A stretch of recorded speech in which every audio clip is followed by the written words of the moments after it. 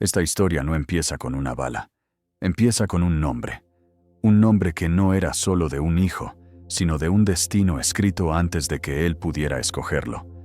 Ramfis Trujillo. Bienvenidos a El Baúl Dominicano, donde la historia cobra vida y el pasado vuelve a hablar. Hasta después de las elecciones no podré hacer ningún plan definitivo. Nació un 5 de junio de 1929, justo un año antes de que su padre llegara al poder y empezara una de las dictaduras más largas de la historia de cualquier país. Y desde el primer día, su vida quedó marcada por una realidad incómoda. No era un muchacho cualquiera. Era el primogénito del hombre que iba a convertir la República Dominicana en su escenario personal. No creció en la sombra del régimen, creció en el centro de esa maquinaria. A su alrededor, todo tenía forma de obediencia. Los saludos, los uniformes, los silencios, los retratos, el miedo convertido en costumbre. Y, sobre todo, la idea constante de que ese niño no era solo hijo, era continuación. Porque en ese tipo de poder, la sangre funciona como línea de sucesión y el cariño muchas veces se confunde con estrategia. Y entonces comenzó el teatro. Desde muy temprano, su padre lo vistió de autoridad antes de que tuviera edad para entenderla.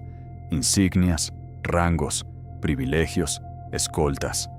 Como si el uniforme pudiera fabricar carácter. Está registrado que fue nombrado coronel a la temprana edad de 5 años, con beneficios y paga de adulto, como una señal clara para todos. Este es el heredero.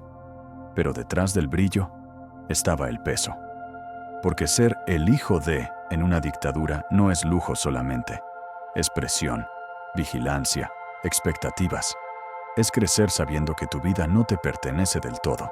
Y en Ramfis, esa tensión se fue expresando de una forma particular. No con disciplina, sino con escape. A medida que fue entrando en juventud, la figura pública que se construía de él buscaba imponer respeto, pero su impulso personal parecía ir por otro camino, el de la velocidad, la noche, el exceso, el mundo de afuera, como si quisiera respirar lejos de la isla, lejos del guión que le habían escrito. En algún punto, se casó joven y formó familia. Se registra su primer matrimonio con Octavia Ricard, con quien tuvo varios hijos. Pero su vida no se acomodó como la de un hombre doméstico. La calma no era su hábitat. Lo que venía era otra cosa. Y mientras tanto, en Santo Domingo, su padre observaba. Porque a Trujillo padre podía gustarle el control, pero no el ridículo. Y cada exceso del hijo era un riesgo, un escándalo que manchaba la imagen de orden que el régimen intentaba vender. Y aún así, Ramfis seguía, como si su vida fuera un avión sin frenos y el apellido fuera el combustible. Pero los mitos siempre cobran factura, porque llega un momento en que el padre no solo exige respeto, exige dirección, y el hijo, por más privilegio que tenga, empieza a chocar con una realidad, que no basta con ser famoso, no basta con ser rico, no basta con ser temido por el apellido. Si eres el heredero, tarde o temprano el poder te llama, aunque tú solo quieras la noche. Y ahí es donde esta historia se pone verdaderamente peligrosa. Porque lo que viene ahora no es solo fiesta, es conflicto interno, presión familiar y el inicio de la versión más oscura de Ramfis, la de un hombre que empieza a demostrar de qué está hecho cuando lo empujan contra la pared del destino. A continuación, seguiremos ya entrando de lleno en su etapa de segundo playboy, sus parejas, su vínculo con Rubirosa, su dinámica con Angelita y su hermano, y cómo la vida de exceso se va mezclando con la brutalidad.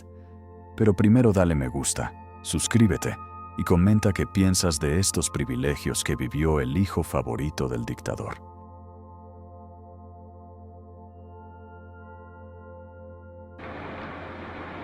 Se han hecho bastantes reformas técnicas y se piensan hacer más reformas. O sea, tecnificar más los servicios para que puedan rendir una labor más eficiente. La adolescencia de Ramfis no fue una edad, fue un uniforme, porque mientras otros muchachos descubrían el mundo jugando, él lo descubría siendo observado, siendo preparado, siendo exhibido. Un hijo convertido en símbolo, con el peso de un apellido que no se usaba, se imponía. Y en ese escenario, su padre intentó escribirle un destino con tinta militar. Disciplina, rango, obediencia, continuidad. Pero Ramfis parecía escribir el suyo con otra tinta. Lujo, velocidad, noches largas y una libertad peligrosa, de esas que solo existen cuando el poder te protege de las consecuencias. Su nombre empezó a caminar por los pasillos del país como se oye un rumor caro, bajito, pero constante. Y poco a poco, la imagen se fue completando. El heredero que no se parecía a un político, se parecía a una leyenda de fiesta, con escolta. En un momento clave, lo mandan a Estados Unidos a un ambiente donde la palabra orden se toma en serio. En el mundo sobrio de los oficiales y los códigos, Ramfis era una anomalía. No por su inteligencia, sino por lo que cargaba alrededor. Porque su vida no entraba sola a ningún lugar. Lo que lo rodeaba parecía una película. Hoteles intervenidos como si fueran fortalezas, rutas vigiladas, seguridad que no era discreta, era intimidante. Y en medio de esa burbuja, él asistía a clases como cualquier estudiante militar, pero regresaba a una casa alquilada donde las cortinas casi nunca se abrían, donde los carros patrullaban, donde cada sombra tenía nombre y cada esquina tenía ojos. El mensaje era claro: el heredero no puede ser vulnerable. Pero también era claro para los que lo veían de cerca: Ramfis no estaba allí para mezclarse, no estaba allí para pertenecer, estaba allí para cumplir una forma, mientras su verdadera vida ocurría en otro lado. Porque si algo contaban quienes lo rodeaban era esto: tenía dinero para quemar, dinero en cantidades que, en ese contexto militar, sonaban ofensivas. Y cuando tú puedes gastar sin mirar el precio, el mundo empieza a tratarte como una excepción humana. Y así, la disciplina intentaba agarrarlo por los hombros, pero la tentación lo agarraba por el cuello. En esos años, su figura se volvió más conocida por lo que representaba fuera de los cuarteles. La presencia del hijo del jefe en un país extranjero, moviéndose con privilegios, con fiestas anunciadas, con un aura de intocable. No era solo un joven estudiando, era un estado caminando en forma de persona. Y mientras él vivía esa dualidad, el uniforme de día y el exceso de noche, su familia también orbitaba alrededor de ese mundo como satélites de la misma fuerza. Su hermano menor, por ejemplo, vivía el lado normal de lo que podía llamarse normal en ese clan: escuela militar, reglas, castigos, patio, deméritos. Y aún así, incluso allí, la seguridad seguía rondando como una presencia invisible. Y su hermana Angelita. Angelita era otra cosa. Angelita no era solo familia, era un emblema. Su nombre estaba en el aire, en los actos, en lo ceremonial. Y aunque la vida íntima de los Trujillo siempre se contó entre silencios, lo cierto es que Ramfis estaba ahí, en ese mundo familiar, en esos eventos donde la sangre y el poder se celebraban como si fueran lo mismo. Pero Ramfis parecía estar hecho para otra escena. Ahí entra un nombre imposible de no mencionar: Porfirio Rubirosa. Rubirosa no era cualquier figura cerca del régimen. Era un hombre construido para el exterior. Diplomático, militar, jugador de polo, piloto, corredor. Y sobre todo, un símbolo mundial de seducción y lujo. Un hombre que no necesitaba gobernar para dominar un salón. Y por un tiempo, ese estilo encajó perfectamente con el Ramfis que el mundo empezaba a conocer. Rubirosa fue parte de esa galaxia donde los apellidos abren puertas y las fiestas funcionan como embajadas informales. Y, por parentesco político, porque Rubirosa se casó con Flor de Oro, hija mayor de Trujillo, ese vínculo se convertía en algo más que amistad. Era familia, era conexión, era puente entre el poder dominicano y la vitrina internacional. En otras palabras, si Rubirosa fue el playboy por excelencia, Ramfis parecía el heredero que aprendía el libreto, en primera fila. Y entonces aparece el escenario perfecto para esa vida: el mar. porque hubo un yate, elegante, gigantesco, cargado de historia, que durante un tiempo funcionó como palacio flotante. Un lugar donde el lujo no era decoración, era lenguaje. Ese barco fue rebautizado con un nombre familiar, Angelita. Y según la historia registrada del propio navío, el yate terminó en manos de Ramfis por decisión del dictador. Y bajo su mando se volvió un símbolo de excesos. Champán corriendo, celebridades entrando y saliendo, una fiesta permanente con bandera invisible, hasta que, incluso para el gusto de su padre, se puso demasiado colorido, y llegó el frenazo. Ordenaron el regreso del barco, y lo sacaron de ahí. Esa parte es importante, porque muestra algo que se repite en su vida. Ramfis tenía cuerda, pero la cuerda la sostenía otro. Y cuando el que sostiene la cuerda es Trujillo, el tirón puede ser brutal. Por eso, cada vez que Ramfis parecía irse por completo hacia el desenfreno, la familia reaccionaba con mecanismos de control, viajes, restricciones, correcciones, encierros elegantes, como si intentaran arreglar el exceso sin tocar la raíz, el poder absoluto que lo había creado. Y aquí, en esa misma línea, entra la otra parte de su historia íntima, sus relaciones. Ramfis no fue famoso solo por su apellido, también lo fue por el tipo de vida personal que proyectaba, el gusto por mujeres del mundo artístico, el deseo de vivir como estrella, la búsqueda constante de placer como si la noche fuera una patria. Algunas historias se cuentan como hechos, otras como versiones repetidas en la alta sociedad y en la prensa de época. Y ahí hay que ser justos. En torno a Ramfis hay mucho mito mezclado con realidad, porque la gente siempre quiso narrar a los Trujillo como si fueran una novela. Lo comprobable es que su vida sentimental tuvo nombres, esposas, hijos, y también relaciones que alimentaron esa etiqueta que a veces se menciona como el segundo Playboy. Pero si hablamos con frialdad, lo que se ve es lo siguiente. Ramfis era un hombre criado para heredar poder, pero inclinado a buscar placer.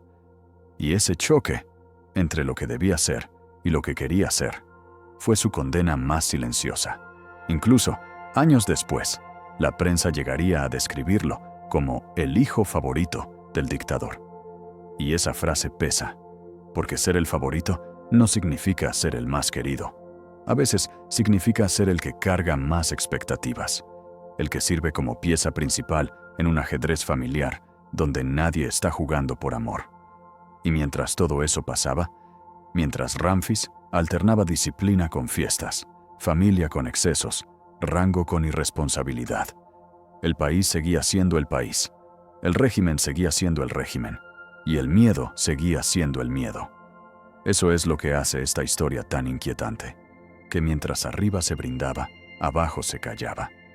Y esa contradicción, tarde o temprano, tenía que explotar. Porque la historia nunca se queda quieta. Y cuando llegue ese punto, cuando el apellido deje de ser escudo y se convierta en objetivo, Ramfis no va a tener que decidir qué quiere ser.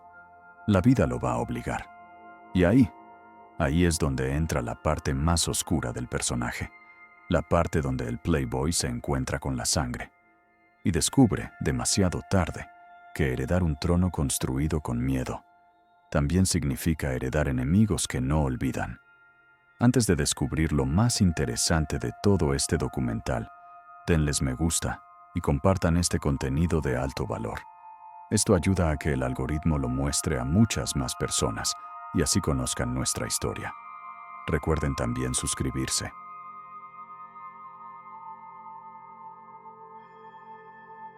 Tendremos que hacerlo, mantener el orden y la libertad dentro del orden necesario para mantener la prosperidad del país.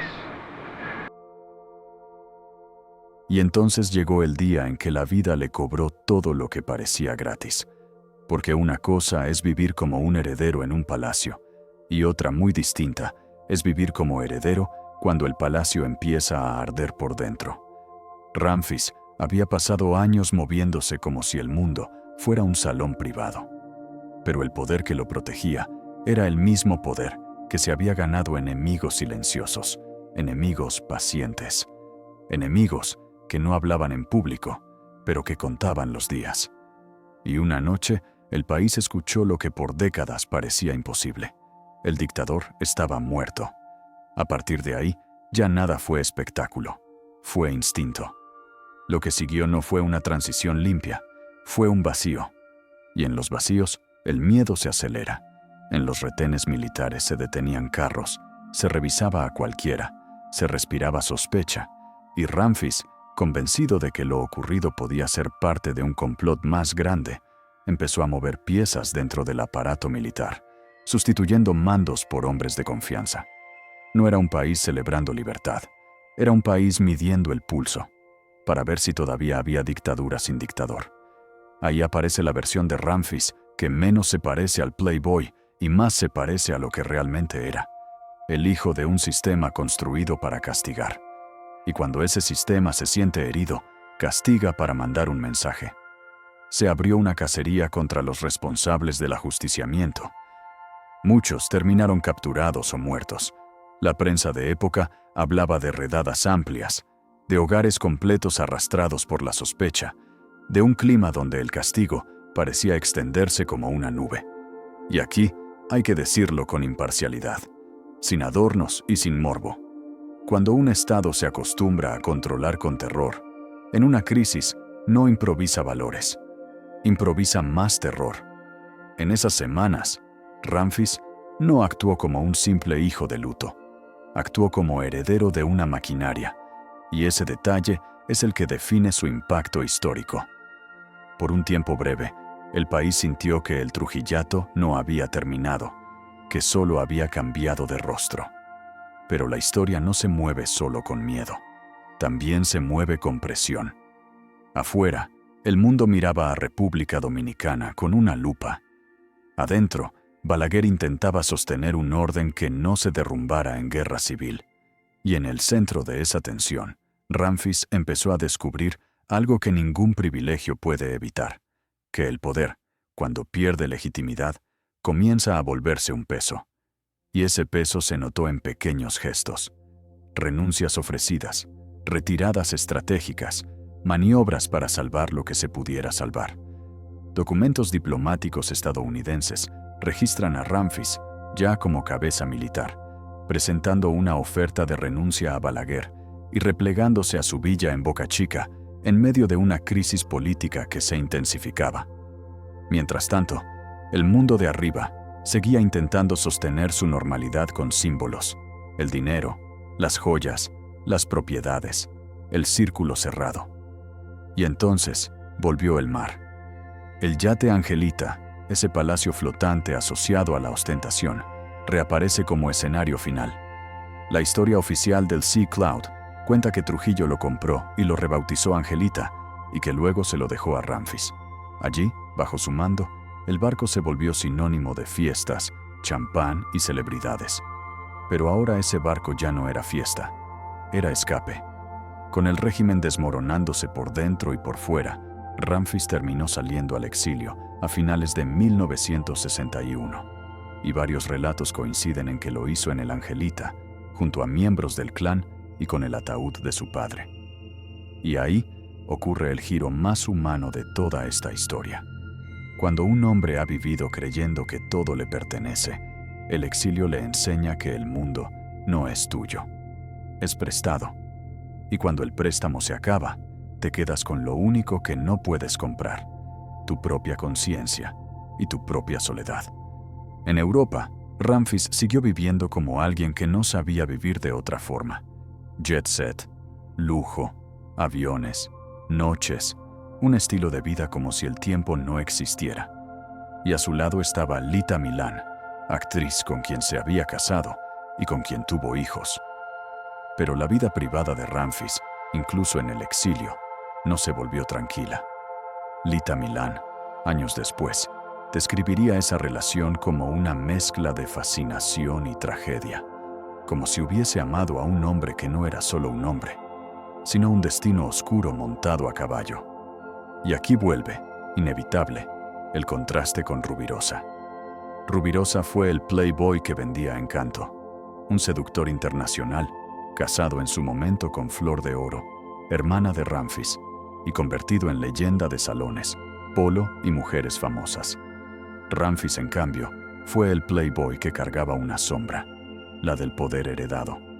El mundo podía admirar el brillo, pero detrás estaba el apellido que la historia no perdona tan fácil. Y cuando uno mira su vida completa, esa es la conclusión más justa. Ramfis no fue solo exceso. Fue exceso con Estado detrás, exceso con miedo detrás, exceso con un país entero pagando el costo emocional de vivir bajo una familia. Por eso, aunque la etiqueta de segundo playboy puede funcionar como comparación cultural, se queda corta. Porque Rubirosa conquistaba por encanto, Ramfis imponía por herencia, y esa diferencia cambia todo. Y entonces llegó el final. No un final de película glamorosa, un final de tragedia. El 17 de diciembre de 1969, en Madrid, Ramfis sufrió un accidente automovilístico gravísimo. Estaba conduciendo un Ferrari 330 GT y chocó de frente con otro vehículo, causando la muerte de Teresa Bertrán de Lis, duquesa de Alburquerque. Días después, el 28 de diciembre, falleció por complicaciones médicas tras el accidente. Y ahí se cierra el círculo de una vida que siempre pareció ir demasiado rápido. Nació dentro de un país secuestrado por el culto al poder. Fue vestido de autoridad antes de entenderla. Probó el mundo como si fuera suyo. Gastó como si el dinero fuera infinito. Vivió rodeado de lujo como anestesia. Y cuando la historia lo alcanzó, descubrió lo que tantos descubren tarde: que nadie escapa del todo de lo que hereda. Hoy, hablar de Ramfis no es hablar para idolatrar, ni para simplificar. Es hablar para entender cómo se forma un hombre cuando crece dentro de una estructura donde el miedo es normal y el privilegio es ley. Porque al final, la historia de Ramfis es una advertencia disfrazada de biografía. El poder sin límites no te hace grande, te deforma. Y cuando te deforma desde niño, a veces ya no hay retorno. Si esta historia te tocó y tú quieres que en el Baúl Dominicano sigamos contando y trayendo este tipo de contenido, sin morbo, sin fanatismo, pero con el peso real de la memoria, entonces suscríbete ahora, dale me gusta y comparte este video con alguien que de verdad ame la historia dominicana. Y escribe en los comentarios: la memoria importa. Porque un país que recuerda, se protege. Soy Emmanuel Fernández, y esto es El Baúl Dominicano.